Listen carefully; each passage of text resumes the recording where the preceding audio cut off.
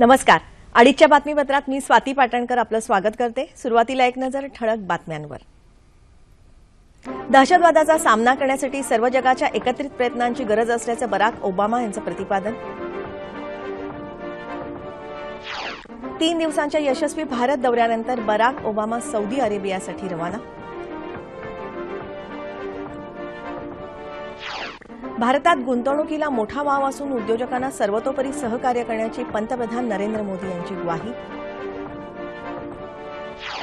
भारताबरोबर व्यापार वृद्धीसाठी अमेरिका उत्सुक. भारतात $4 अब्ज गुंतवणूक करण्याची बराक ओबामा यांची घोषणा. कोळसा खाण क्षेत्र घोटाळा प्रकरणी सीबीआयचा तपास अहवाल विशेष न्यायालयात सादर. पुढील सुनावणी 19 फेब्रुवारीला. रयत शिक्षण संस्थेचे कार्याध्यक्ष आणि ज्येष्ठ सामाजिक कार्यकर्ते अॅडव्होकेट रावसाहेब शिंदे यांचं निधन. श्रीरामपूर इथे अंत्यसंस्कार. आणि विश्वविख्यात व्यंगचित्रकार RK लक्ष्मण अनंतात विलीन.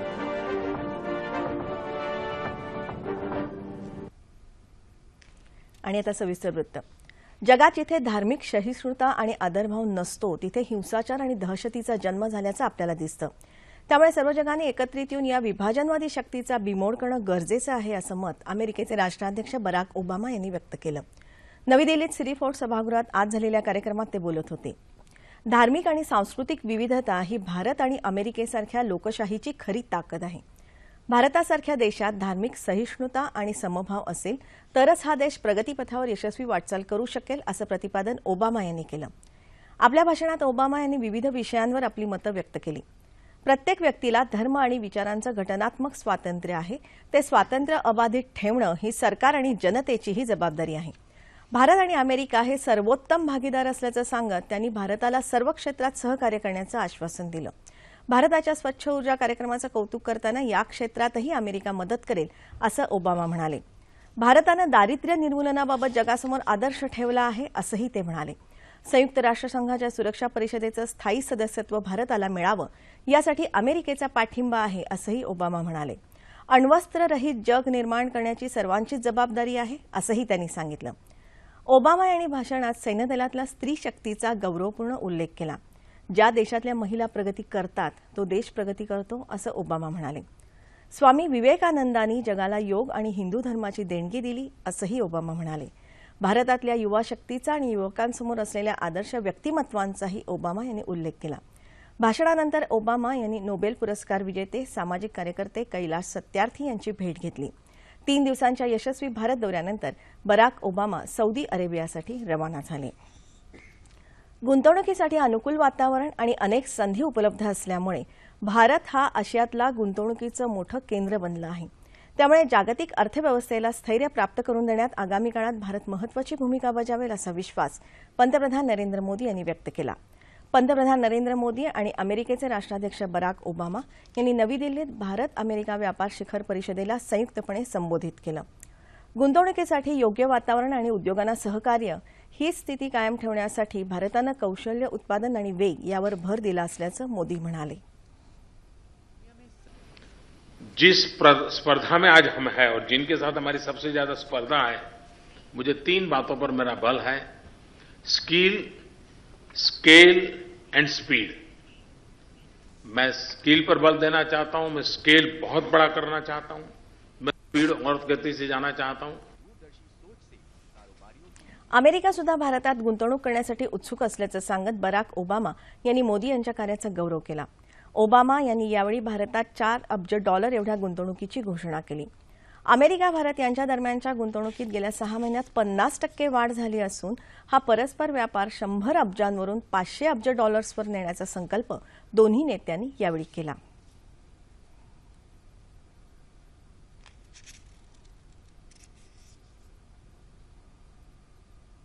भारत दौऱ्यावर आलेल्या बराक ओबामा यांनी भारतात $4 अब्ज गुंतवणूक करण्याचं आश्वासन दिलं आहे. या गुंतवणुकीचा भारताला आणि अमेरिकेला काय फायदा होईल याविषयी अर्थतज्ञ दीपक घैसास यांनी दूरदर्शनकडे प्रतिक्रिया दिली.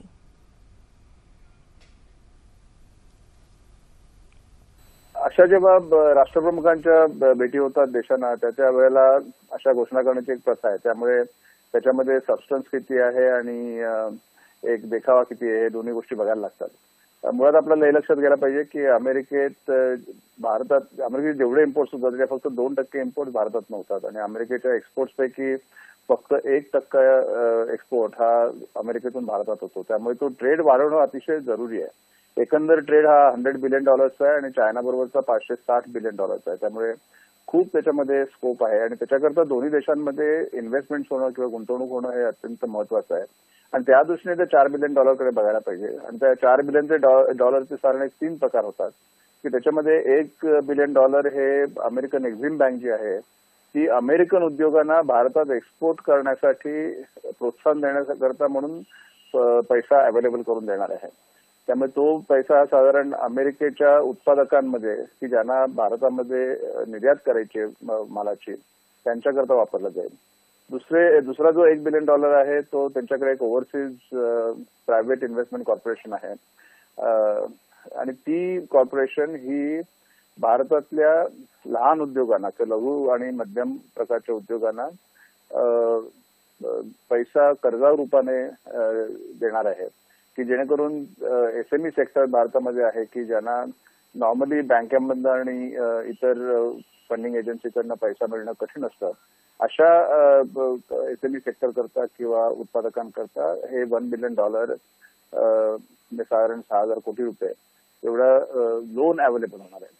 आणि आणखीन $2 बिलियन आहेत ते रिन्युएबल एनर्जी म्हणजे मेनली सोलार एनर्जी करतात म्हणजे सौर ऊर्जेकरता भारताकडे जे काही प्रयत्न होतील त्याकरता ते अवेलेबल करणार आहेत. एक लक्षात घेतलं पाहिजे की सौर एनर्जी किंवा सौर ऊर्जा ही भारतात आतापर्यंत होतीये परंतु अमेरिकेचा एक साधारण दावा होता की भारत अमेरिकेतलं तंत्रज्ञान न वापरता स्वतःच तंत्रज्ञान वापरत आहे आणि त्यामुळे ते अमेरिकेचं सोलार एनर्जीचं तंत्रज्ञान भारतात विकण्यासाठी म्हणून हे $2 बिलियन वापरण्यात येणार आहे.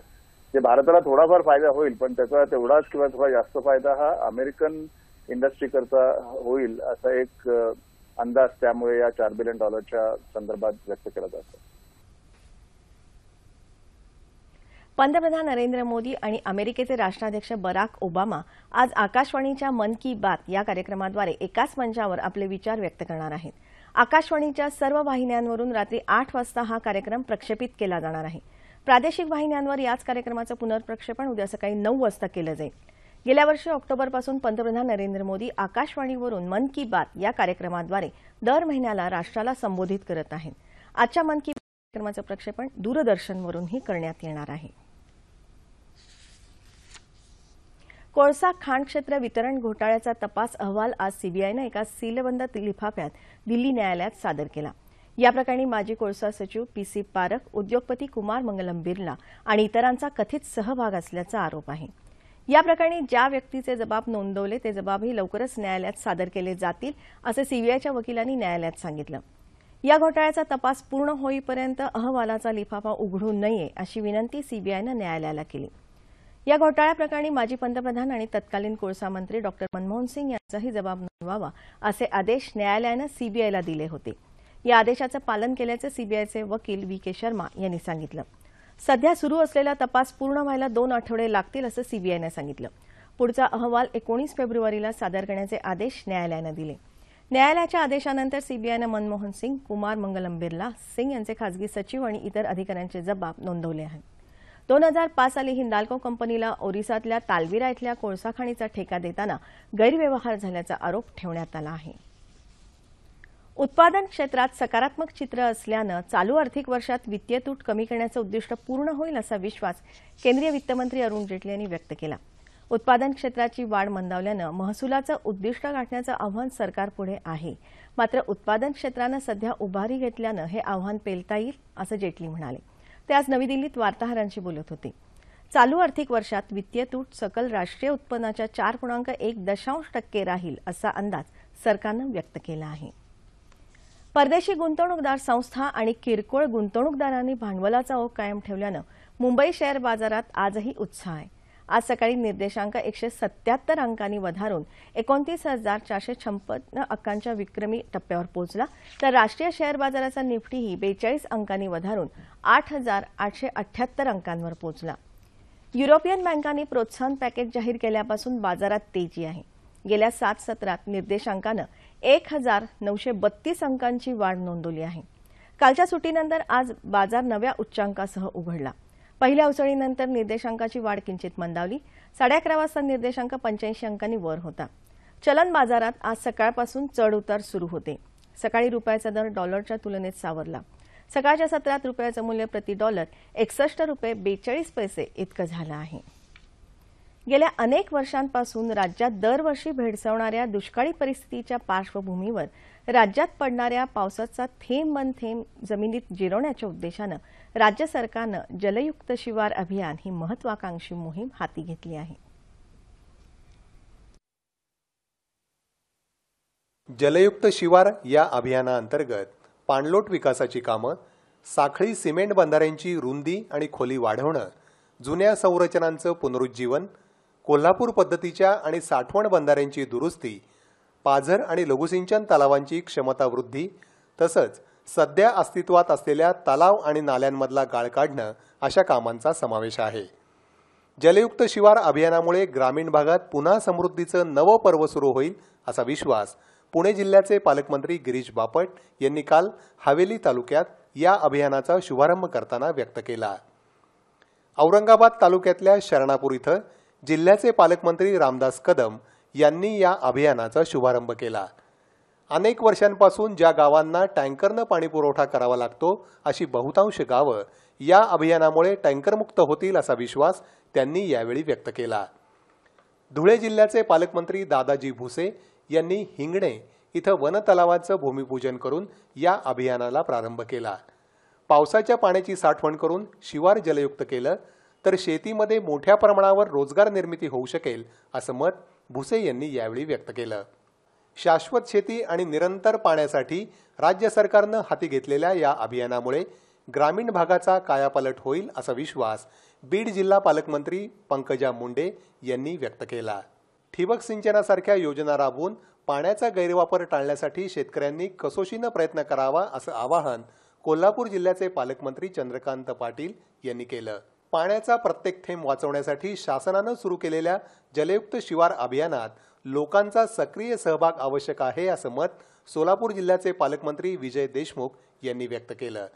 तर या अभियानामुळे विदर्भातल्या शेतकऱ्यांचं राहणीमान उंचवायला निश्चितपणे मदत होईल असा विश्वास अमरावती जिल्ह्याचे पालकमंत्री प्रवीण पोटे यांनी व्यक्त केला.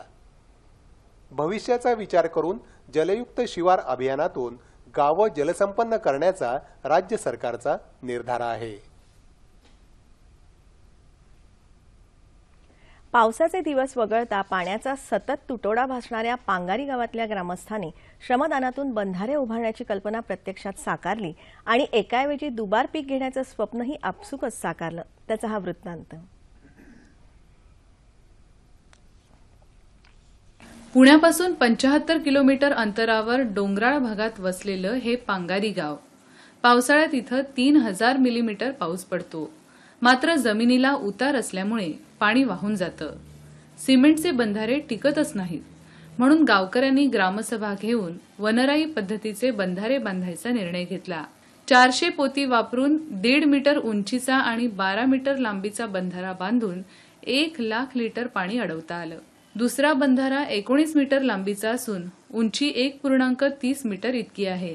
3 वर्षापासून आमच्या गावामध्ये आम्ही कृषी खाते आणि शेतकऱ्यांच्या मदतीनं आम्ही श्रमदानातून हे बांधाऱ्याचं काम करत आहोत आणि त्याच्यामुळे आमच्या गावाला जवळजवळ 20-25 एकर शेती ओलिताखाली आली असून आमच्या भूजल पातळीमध्ये वाढ झाली आणि त्याच्यामुळं शेतीला, पिण्याला आणि आमच्या विहिरींना, बोरवेलला पाण्याचा साठा मार्च एप्रिलपर्यंत राहतो. भोर तालुक्यात साधारण 160 बंधारे असे लहान मोठे वेगवेगळ्या गावात घेतलेले आहेत.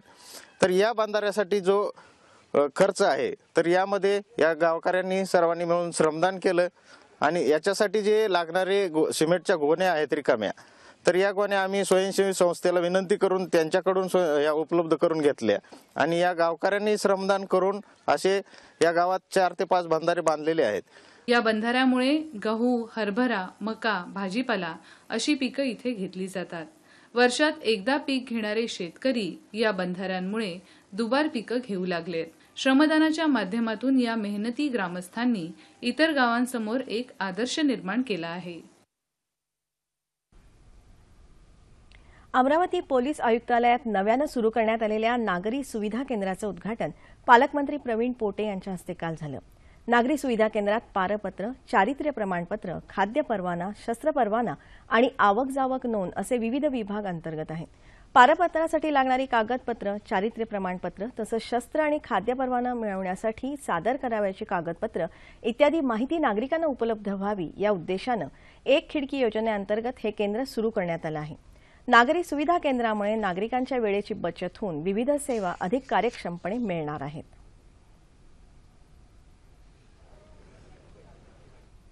पर्यटनात भरारी घेऊ पाहणाऱ्या सिंधुदुर्गात रानटी हत्तींचं वास्तव्य त्रासाचं ठरते. तिथेच मगरींची उपस्थिती पर्यटकांचं आकर्षण ठरते. इंधुली गावात तेरेखोल नदीपात्रामध्ये 30 पेक्षा जास्त मगरी बघायला मिळत आहेत. हे ठिकाण क्रोकोडाईल पार्क म्हणून नकाशावर यावं अशी मागणी जोर धरते आहे.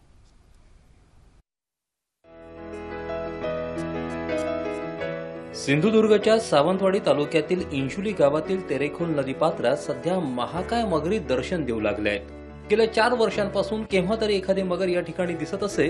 यंदा मात्र 30हून अधिक मगरी या ठिकाणी पाहायला मिळतात. खाद्यावर ताव मारून मस्त निवांत विसावा घेणाऱ्या या मगरी पाहण्यासाठी पर्यटकही गर्दी करू लागले आहेत. सकाळ दुपार संध्याकाळचं दर्शन अगदी 100% होतं. हे आतापर्यंत आमचा अनुभव आहे. या ठिकाणी जर शासनाने अशा तऱ्हेच्या निसर्ग प्राणी मित्रांना जर सहकार्य केलं, त्यांना त्यांचं प्रोत्साहन दिलं, तर या ठिकाणी अशा तऱ्हेचे बरेच स्पॉट या ठिकाणी आहेत सिंधुदुर्ग जिल्ह्यामध्ये, जेणेकरून त्याचा आपण पर्यटनदृष्ट्या विकास करू शकतो.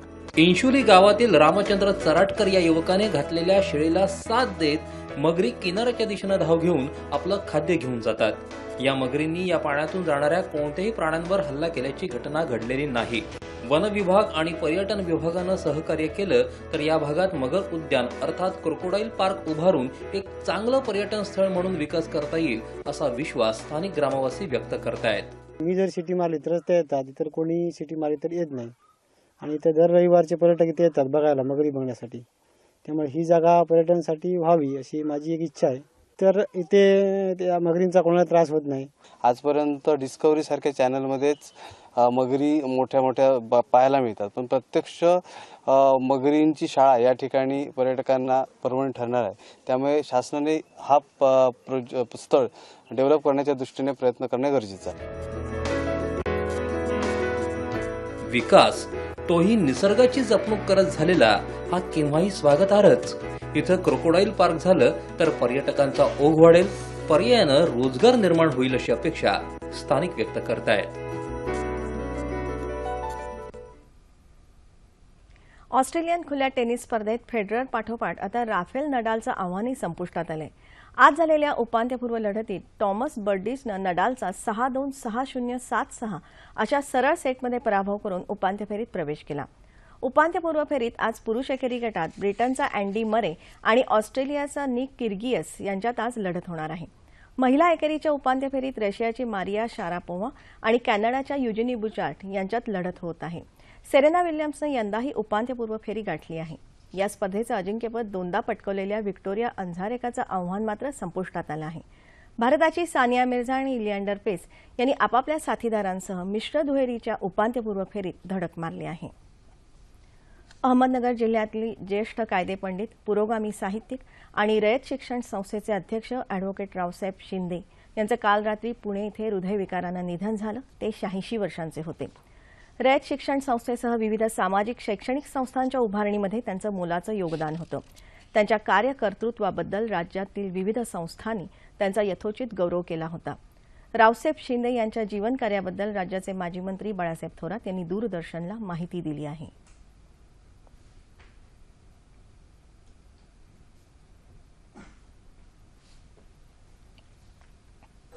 महाराष्ट्रातील एक थोर विचारवंत ॲडव्होकेट रावसाहेब शिंदे यांचं काल दुःखद निधन झालं.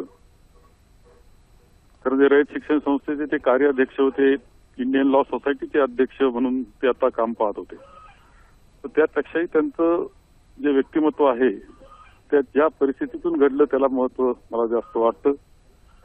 पाडळी हे गाव सिन्नर तालुक्यातलं एका डोंगरातलं गाव, जिथे ते जन्माला आले. परंतु विद्यार्थी दशेपासूनच चळवळीचा स्वभाव त्यांचा होता, पुरोगामी चळवळीकडे स्वभाव होता. त्यांनी शिक्षण शिक्षण घेत असताना चळवळीमध्ये भाग घ्यायला सुरुवात केली. 1942 मध्ये ते स्वातंत्र्याच्या चळवळीमध्ये उतरले. त्यांना त्यामध्ये कारावास सुद्धा भोगावा लागला. त्यांच्याकरता इंग्रज सरकारनं बक्षीस सुद्धा लावलं होतं त्यांना पकडून देण्याकरता. खरं म्हणजे त्यांचं व्यक्तिमत्व हे गांधी विचाराचं त्याचबरोबर डाव्या विचाराचं सुद्धा जो मार्क्सवादी विचाराचा सुद्धा त्यांच्यावर पगडा होता. त्यानंतर स्वातंत्र्यानंतर सुद्धा ते सातत्यानं गोरगरिबांच्या चळवळीमध्ये सहभागी राहिले, कामगारांच्या चळवळीमध्ये सहभागी राहिले. त्यांना न्याय मिळवून देण्याचा प्रयत्न त्यांनी सातत्यानं केला आणि वकील म्हणून सुद्धा काम करत असताना श्रामपूर येथे ते वास्तव्याला आले आणि त्यानंतर गरिबाची शेतकऱ्याची वकिली त्यांनी सातत्यानं केली. एक पुरोगामी विचार हा त्यांचा सातत्यानं विचाराचा धागा होता आणि त्यामध्ये ते काम करत राहिले. विपुल अशी ग्रंथसंपदा सुद्धा त्यांनी निर्माण केलेली आहे. शिक्षण क्षेत्रातलं काम त्यांचं खूप मोठं राहिलंय. रयत शिक्षण संस्थेचे ते आज कार्याध्यक्ष म्हणून ते काम करत होते. तर ह्या सगळ्यामध्ये त्यांचा जो धागा होता तो गरीब शेतकरी असेल, गरीब मजूर असेल याकरता काम करणं हे सूत्र त्यांचं कायम राहिलं. अशा प्रकारचं हे व्यक्तिमत्व निघून गेलं. ही पोकळी निश्चितपणे महाराष्ट्राच्या एक विचारवंतांमध्ये निर्माण झालेली, नेतृत्वामध्ये निर्माण झालेली आहे. विशेषतः पुरोगामी विचाराच्या नेतृत्वामध्ये निर्माण झाली हे मला या निमित्ताने सांगायला लागेल. रावसाहेब शिंदे यांच्या पार्थिव देहावर आज दुपारी श्रीरामपूर इथे अंत्यसंस्कार करण्यात आले. यावेळी राष्ट्रवादी काँग्रेसचे अध्यक्ष शरद पवार यांच्यासह पतंगराव कदम, बबनराव पाचपुते, बाळासाहेब थोरात, दिलीप वळसे पाटील हे माजी मंत्री, युवक काँग्रेसचे प्रदेशाध्यक्ष विश्वजित कदम, रयत शिक्षण संस्थेचे उपाध्यक्ष अनिल पाटील आदी मान्यवर उपस्थित होते. आपल्या कुंचल्यातून कॉमन मॅन साकारणारे ज्येष्ठ व्यंगचित्रकार R.K. लक्ष्मण यांच्या पार्थिव देहावर आज दुपारी पुण्यातल्या वैकुंठ स्मशानभूमीत अंत्यसंस्कार करण्यात आले. काल रात्री त्यांचं पुण्यातल्या खासगी रुग्णालयात निधन झालं. आज सकाळी 10 वाजता त्यांचा पार्थिव देह सिम्बॉयसिस संस्थेतल्या कॉमन मॅनच्या पुतळ्याजवळ अंत्यदर्शनासाठी ठेवण्यात आला होता. मुख्यमंत्री देवेंद्र फडणवीस, केंद्रीय मंत्री प्रकाश जावडेकर, पुण्याचे पालकमंत्री गिरीश बापट, विनोद तावडे, शिवसेना पक्षप्रमुख उद्धव ठाकरे, मनसे अध्यक्ष राज ठाकरे, सुभाष देसाई, अनिल देसाई, नीलम गोऱ्हे, पुण्याचे महापौर दत्ता धनकवडे यांच्यासह साहित्य आणि कला क्षेत्रातल्या अनेक मान्यवरांनी त्यांचं अंत्यदर्शन घेतलं. लक्ष्मण यांच्या निधनाबद्दल मुख्यमंत्री देवेंद्र फडणवीस यांच्यासह अनेकांनी आपल्या शोकभावना व्यक्त केल्या आहेत.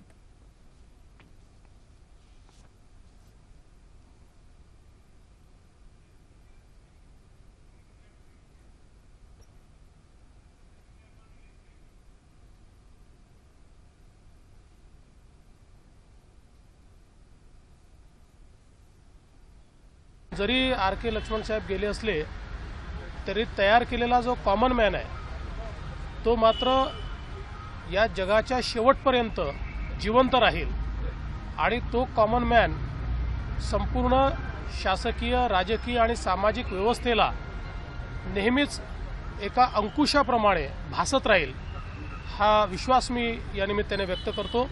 त्यांना खूप श्रद्धांजली मी व्यक्त करतो आणि राज्य सरकार निश्चित त्यांच्यासारख्या मोठ्या व्यक्तीचं काहीतरी त्यांची मेमरी जिवंत राहावी या दृष्टीनं एक स्मारक तयार करेल हे देखील या ठिकाणी मी सांगतो. मला वाटतं की असा सामान्य माणसाचा आवाज चित्राच्या रूपाने जो प्रकट व्हायचा, R.K. लक्ष्मण यांच्या निधनाने तो आवाज आज थांबला आहे. महाराष्ट्रामध्ये त्यांचं सतत पुढच्या पिढीला स्मरण राहील, प्रेरणा राहील. या माध्यमातून काही ना काही सरकारच्या सांस्कृतिक विभागातर्फे आम्ही नक्की विचार करतो आहोत.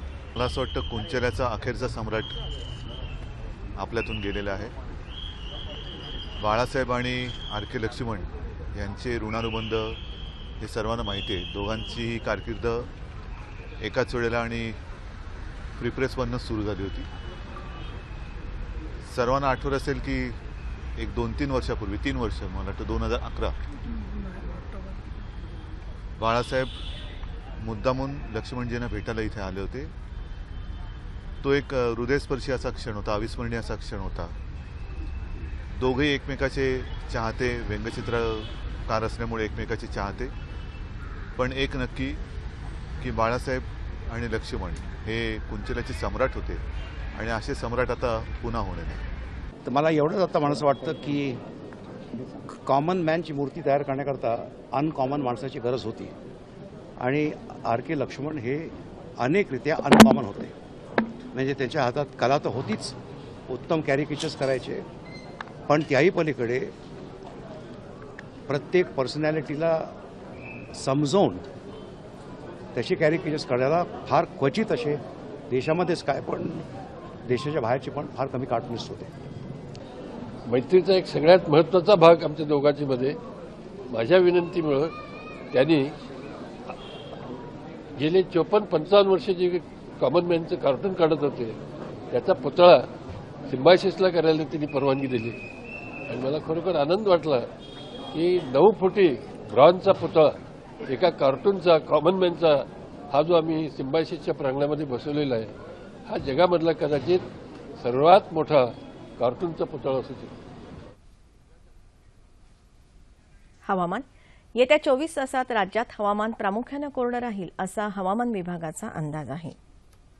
ठळक बातम्या पुन्हा एकदा. दहशतवादाचा सामना करण्यासाठी सर्व जगाच्या एकत्रित प्रयत्नांची गरज असल्याचं बराक ओबामा यांचं प्रतिपादन. 3 दिवसांच्या यशस्वी भारत दौऱ्यानंतर बराक ओबामा सौदी अरेबियासाठी रवाना. भारतात गुंतवणुकीला मोठा वाव असून उद्योजकांना सर्वतोपरी सहकार्य करण्याची पंतप्रधान नरेंद्र मोदी यांची ग्वाही. भारताबरोबर व्यापार वृद्धीसाठी अमेरिका उत्सुक.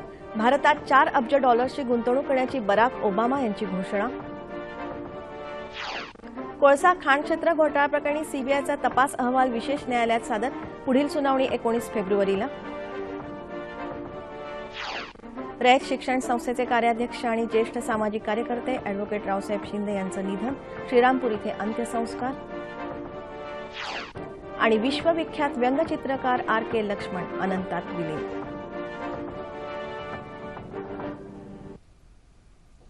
याबरोबरच हे बातमीपत्र संपलं. पुन्हा भेटूया संध्याकाळी 5 वाजता सह्याद्री वाहिनीवर. नमस्कार.